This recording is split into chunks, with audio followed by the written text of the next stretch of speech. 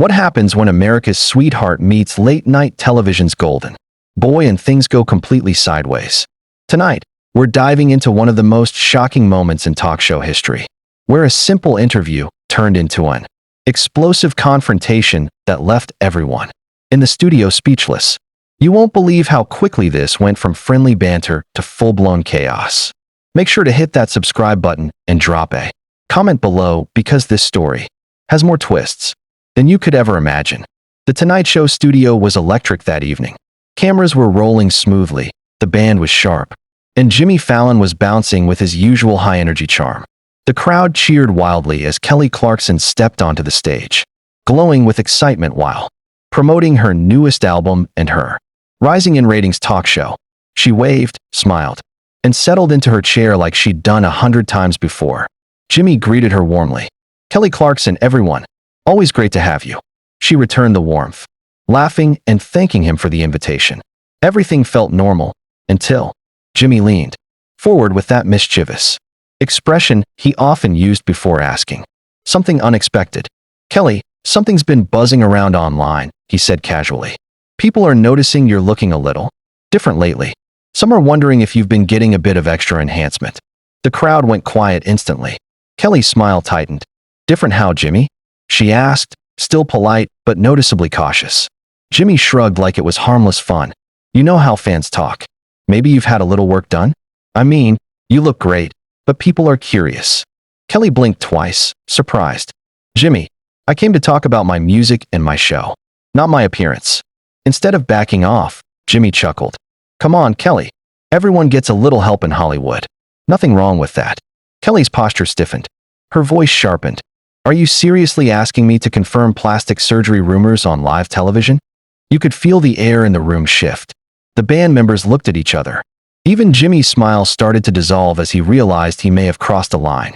"It's just conversation," he insisted. "This is what talk shows do." Kelly stood up suddenly, the audience gasping. "Conversation? Jimmy, you opened this interview by implying I'm dishonest about my own body. That's not conversation. That's disrespect."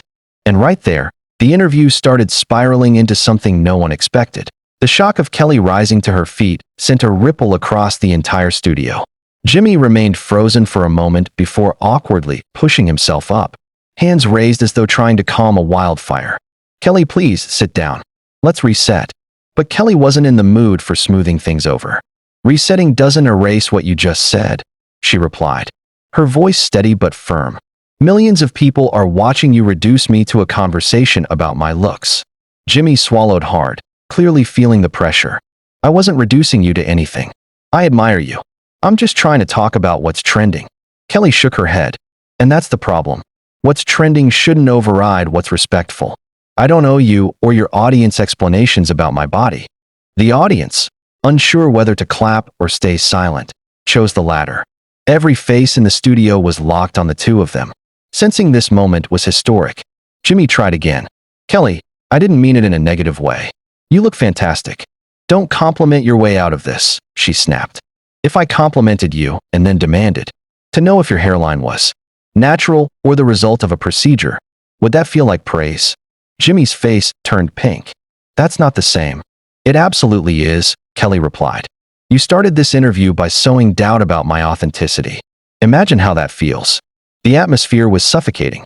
Behind the cameras, producers were waving their hands, pointing at cue cards, signaling to cut to commercial, but Jimmy wasn't ready to abandon the moment. Maybe because he felt guilty, or maybe because he feared how bad it would look if they abruptly went off air. "Kelly, can we please talk about your album?" he pleaded. "I really do want to highlight your work." She sighed, but her frustration didn't fade.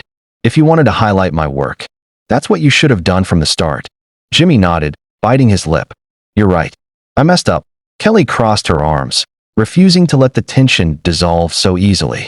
"A mistake would have been mispronouncing my album title. What you did was intentional." "You planned that question." Jimmy winced.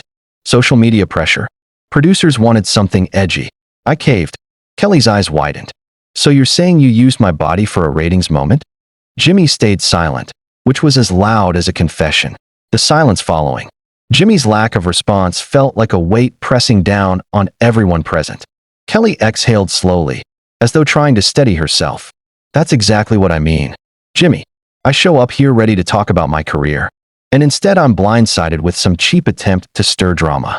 Jimmy finally found his voice again. Kelly, I never meant to exploit you. I swear. But you did, she replied bluntly. And the worst part? You didn't even think twice about it. Jimmy looked genuinely troubled. I really didn't, he admitted softly.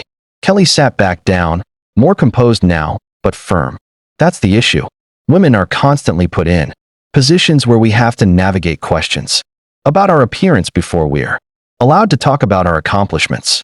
It's exhausting. Jimmy slowly lowered himself into his chair as well. I understand why you're upset. I do.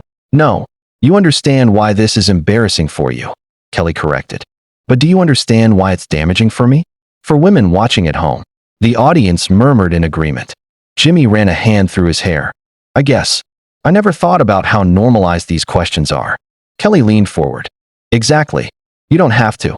No one opens interviews by asking male artists if they're aging well or whether their face is natural.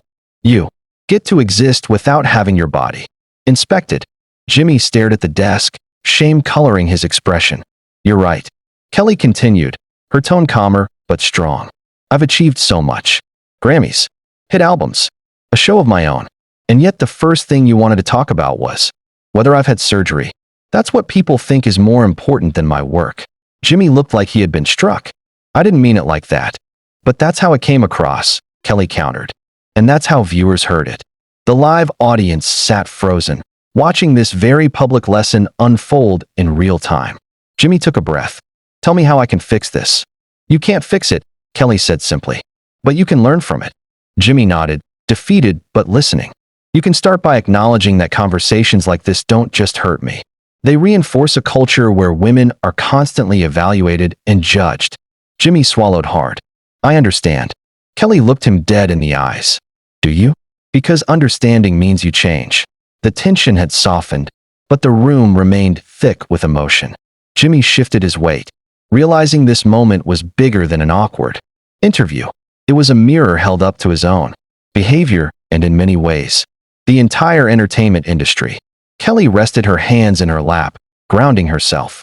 Jimmy, do you know how many times I've sat in interviews where people felt entitled to comment on my weight, my face, my body? Too many to count. And I've smiled through them because I didn't want to seem difficult. Jimmy listened, truly listened, his shoulders slumping as he took in her words. But tonight, Kelly continued, I'm done pretending. I'm done laughing off comments that chip away at my dignity. Jimmy nodded softly. I respect that. This isn't about me being thin-skinned, she said. It's about me demanding to be treated like an artist, like a human being. Jimmy finally spoke. Kelly, you deserve that. Every woman does. And you're right. I should have led with your achievements. Your music, your impact. I got caught up in trying to make a moment, instead of honoring the guest sitting in front of me. Kelly studied him for a moment, measuring his sincerity. Acknowledging it is the first step. I want to do better, Jimmy said. Genuinely. Then do better, she replied gently. Not just with me. With every woman who sits in that chair. Jimmy nodded firmly this time. I will. Kelly sighed, some of the tension finally melting. Good. And for what it's worth, I didn't come here to fight. I came here excited to share something I've poured my heart into. Jimmy's expression softened. And I ruined that. You derailed it, she corrected. But maybe this conversation will matter more than a routine interview ever could. Jimmy glanced around at the silent audience. It definitely will. Kelly stood once more, but this time not out of anger. I'll finish the interview. Jimmy, but only if we focus on what I actually came here to talk about. Relief washed over his face. Absolutely. Your album, your show, everything you've built. Kelly offered a small, tired smile. Then let's do that. They both sat down again. The atmosphere still heavy but shifting towards something constructive. The audience exhaled collectively, realizing they had just witnessed a cultural moment. Raw, uncomfortable, necessary. And with that, Jimmy leaned into the next question, carefully, respectfully, beginning the interview again. The right way this time.